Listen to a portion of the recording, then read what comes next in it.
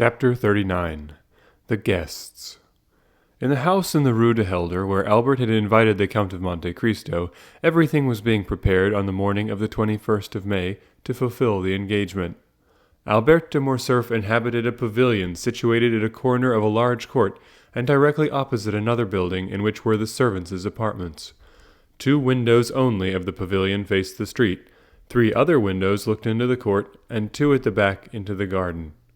Between the court and the garden, built in the heavy style of the imperial architecture, was the large and fashionable dwelling of the Count and Countess de Morcerf. A high wall surrounded the whole of the hotel, surmounted at intervals by vases filled with flowers, and broken in the center by a large gate of gilt iron, which served as the carriage entrance. A small door, close to the lodge of the concierge, gave ingress and egress to the servants and masters when they were on foot. It was easy to discover that the delicate care of a mother, unwilling to part from her son, and yet aware he required the full exercise of his liberty, had chosen this habitation for Albert. On the other hand was visible the intelligent independence of youth, enchanted with the free and idle life of a young man. By means of these 2 windows, looking into the street, Albert could see all that passed. The sight of what is going on is so necessary to young men, who wish always to see the world traverse their horizon, be that horizon but the street only. Then, should anything appear to merit a more minute examination, Albert de Morcerf could follow up his researches by means of a small gate, similar to that close to the concierge's door, and which merits a particular description. It was a little entrance that seemed never to have been opened since the house was built, so entirely was it covered with dust and dirt, but the well-oiled hinges and lock announced a frequent and mysterious employment. This door laughed at the concierge, from whose vigilance and jurisdiction it escaped, opening, like the door in the Arabian Nights, to the open sesame of Ali Baba by a cabalistic word or a concerted tap without from the sweetest voices or whitest fingers in the world. At the end of a long corridor with which the door communicated and which formed the antechamber was, on the right, Albert's breakfast room, looking into the court, and on the left the salon, looking into the garden. Shrubs and creeping plants covered the windows and hid from the garden and court these 2 apartments, the only rooms into which, as they were on the ground floor, the prying eyes of the curious could penetrate. On the first floor were the same rooms, with the addition of a third, formed out of the antechamber. These 3 rooms were a salon, a boudoir, and a bedroom. The salon downstairs was only an Algerian divan for the use of smokers. The boudoir upstairs communicated with the bedchamber by an invisible door on the staircase. It was evident every precaution had been taken. Above this floor was a large atelier, which had been increased in size by pulling down the partitions, a pandemonium in which the artist and the dandy strove for preeminence. There were collected and piled up all Albert's successive caprices, hunting horns, bass viols, flutes, a whole orchestra, for Albert had had not a taste but a fancy for music. Easels, palettes, brushes, pencils, for music had been succeeded by painting, foils, boxing gloves, broadswords, and single sticks, for, following the example of the fashionable young men of the time, Albert de Morcerf cultivated, with far more perseverance than music or drawing, the 3 arts that complete a dandy's education, that is, fencing, boxing, and single stick, and it was in this apartment that he received Grisier, Cook, and Charles Lecour. The rest of the furniture of this privileged apartment consisted of old cabinets of the time of Francis I, filled with china and Japan vases, earthenware from Lucca or Robbia, plates of Bernard de Palissy, of old armchairs in which had perhaps reposed themselves Henry IV or Sully, Louis VIII, or Richelieu. For 2 of these armchairs, adorned with a carved shield on which were engraved the fleur-de-lis of France on an azure field, evidently came from the Louvre, or at least from some royal residence. On these dark and sombre chairs were thrown splendid stuffs, dyed beneath Persia's sun, or woven by the fingers of the women of Calcutta or of Chandernagore. What these stuffs did there, it was impossible to say. They awaited, whilst gratifying the eyes, a destination unknown to their owner himself. In the meantime they filled the room with their golden and silky reflections. In the center of the room was a piano of rosewood, of roller and blanchet, of small dimensions, but containing an orchestra in its narrow and sonorous cavity, and groaning beneath the weight of the masterpieces of Beethoven, Weber, Mozart, Haydn, Gretry, and Porpora. On the walls over the doors on the ceiling were swords, daggers, melee creeses, maces, battle axes, suits of armor, gilded, damasked, and inlaid, dried plants, minerals, and stuffed birds, opening their flame-colored wings as if for flight, and their beaks that never close. This was the favorite sitting-room of Albert. However, the morning of the appointment, the young man had established himself in the small salon downstairs. There, on a table, surrounded at some distance by a large and luxurious divan, every species of tobacco known, from the yellow tobacco of Petersburg to the black tobacco of Sinai, the Maryland, the Puerto Rico, and the Latakia, was exposed in those pots of crackled earthenware of which the Dutch are so fond. Beside them, in boxes of fragrant wood, were ranged according to their size and quality, pueros, regalias, Havanas, and Manillas, and in an open cabinet a collection of German pipes, of chibouks, with their amber mouthpieces ornamented with coral, and of nargilehs, with their long tubes of Morocco, awaited the caprice or the sympathy of the smokers. Albert had himself presided at the arrangement, or rather the symmetrical derangement, which after coffee the guests at a breakfast of modern days love to contemplate through the vapor that escapes from their mouth and ascends in long fanciful wreaths to the ceiling. At 9:45 a valet entered. He composed with a little groom named John, and who only spoke English, all Albert's establishment, although the cook of the hotel was always at his service, and on great occasions the Count's chasseur also. This valet, whose name was Germain, and who enjoyed the entire confidence of his young master, held in one hand a number of papers, and in the other a packet of letters which he gave to Albert. Albert glanced carelessly at the different missives, selecting 2 written in a small and delicate hand and enclosed in scented envelopes, opened them, and perused their contents with some attention. "How did these letters come?" said he. "One by the post.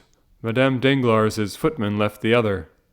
Let Madame Danglars know that I accept the place she offers me in her box.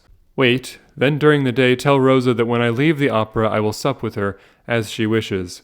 Take her 6 bottles of different wine, Cyprus, sherry, and Malaga, and a barrel of Ostend oysters. Get them at Borel's, and be sure you say they are for me. At what o'clock, sir, do you breakfast? What time is it now? 9:45. Very well, at 10:30. Debray will perhaps be obliged to go to the minister, and besides," Albert looked at his tablets, "it is the hour I told the Count, the 21st of May at 10:30, and though I do not much rely upon his promise, I wish to be punctual. Is Madame la Comtesse up yet? If Monsieur le Viscount wishes, I will inquire." "Yes, ask her for one of her liquor cellarettes, or liquor cabinets. Mine is incomplete, and tell her I shall have the honor of seeing her about 3 o'clock, and that I request permission to introduce someone to her." The valet left the room. Albert threw himself on the divan, tore off the cover of 2 or 3 of the papers, looked at the playbills, made a face at perceiving they played an opera and not a ballet, hunted vainly amongst the advertisements for a new tooth-powder of which he had heard, and threw down, one after the other, the 3 leading papers of Paris, muttering, "These papers become more and more stupid every day." A moment after, a carriage stopped before the door, and the servant announced Monsieur Lucien Debray. A tall young man, with light hair, clear grey eyes, and thin and compressed lips, dressed in a blue coat with buttons of gold beautifully carved, a white neckcloth, and a tortoise-shell eyeglass suspended by a silken thread, and which, by an effort of the superciliary and zygomatic nerves, he fixed in his eye, entered with a half-official air, without smiling or speaking. "Good morning, Lucien, good morning," said Albert. "Your punctuality really alarms me. What do I say, punctuality? You whom I expected last, you arrive at 5 minutes to 10, when the time fixed was 1/2 past. Have ministers resigned?" "No, my dear fellow," returned the young man, seating himself on the divan. "Reassure yourself. We are tottering always, but we never fall, and I begin to believe that we shall pass into a state of immobility, and then the affairs of the peninsula will completely consolidate us." "Ah, true, you drive Don Carlos out of Spain." "No, no, my dear fellow, do not confound our plans. We take him to the other side of the French frontier and offer him hospitality at Bourges." "At Bourges?" "Yes, he has not much to complain of. Bourges is the capital of Charles VII. Do you not know that all Paris knew it yesterday, and the day before it had already transpired on the stock exchange, and Monsieur Danglars, I do not know by what means that man contrives to obtain intelligence as soon as we do. Made 1,000,000 francs? And you another order, for I see you have a blue ribbon at your buttonhole. Yes, they sent me the order of Charles III, returned Debray carelessly. Come, do not affect indifference, but confess you were pleased to have it. Oh, it is very well as a finish to the toilet. It looks very neat on a black coat buttoned up, and makes you resemble the Prince of Wales or the Duc de Reichstadt. It is for that reason you see me so early. Because you have the order of Charles III and you wish to announce the good news to me? No, because I passed the night writing letters, 25 dispatches. I returned home at daybreak and strove to sleep, but my head ached and I got up to have a ride for an hour. At the Bois de Boulogne, ennui and hunger attacked me at once, two enemies who rarely accompany each other and who are yet leagued against me, a sort of Carlo-Republican alliance. I then recollected you gave a breakfast this morning, and here I am. I am hungry. Feed me. I am bored. Amuse me. It is my duty as your host, returned Albert, ringing the bell, whilst Lucien turned over with his gold-mounted cane the papers that lay on the table. Germain, a glass of sherry and a biscuit. In the meantime, my dear Lucien, here are cigars. Contraband, of course. Try them, and persuade the minister to sell us such instead of poisoning us with cabbage leaves. Peste! I will do nothing of the kind. The moment they come from government, you would find them execrable. Besides, that does not concern the home, but the financial department. Address yourself to Monsieur Humann, section of the indirect contributions, corridor A, number 26. On my word, said Albert, you astonish me by the extent of your acquaintance. Take a cigar. Really, my dear Count, replied Lucien, lighting a manila at a rose-colored taper that burnt in a stand beautifully enameled. How happy you are to have nothing to do. You do not know your own good fortune. And what would you do, my dear diplomatist, replied Morcerf, with a slight degree of irony in his voice, if you did nothing? What? Private secretary to a minister, plunged at once into European cabals and Parisian intrigues, having kings, and better still queens, to protect, parties to unite, elections to direct, making more use of your cabinet with your pen and your telegraph than Napoleon did of his battlefields with his sword and his victories, possessing 25,000 francs a year, besides your place, a horse for which Chateau Renaud offered you 400 louis and which you would not part with, a tailor who never disappoints you, with the opera, the jockey club, and other varieties. Can you not amuse yourself? Well, I will amuse you. How? By introducing to you a new acquaintance. A man or a woman? A man. I know so many already. But you do not know this man. Where does he come from? The end of the world? Farther still, perhaps. The devil! I hope he does not bring our breakfast with him. Oh no, breakfast comes from my father's kitchen. Are you hungry? Humiliating as such a confession is, I am, but I dined at Monsieur de Villefort's, and lawyers always give you very bad dinners. You would think they felt some remorse. Did you ever remark that? Ah, depreciate other persons' dinners? You ministers give such splendid ones. Yes, but we do not invite people of fashion. If we were not forced to entertain a parcel of country boobies because they think and vote with us, we should never dream of dining at home, I assure you. Well, take another glass of sherry and another biscuit. Willingly. Your Spanish wine is excellent. You see we were quite right to pacify that country. Yes, but Don Carlos? Well, Don Carlos will drink Bordeaux, and in 10 years we will marry his son to the little queen. You will then obtain the Golden Fleece if you are still in the ministry. I think, Albert, you have adopted the system of feeding me on smoke this morning. Well, you must allow it is the best thing for the stomach.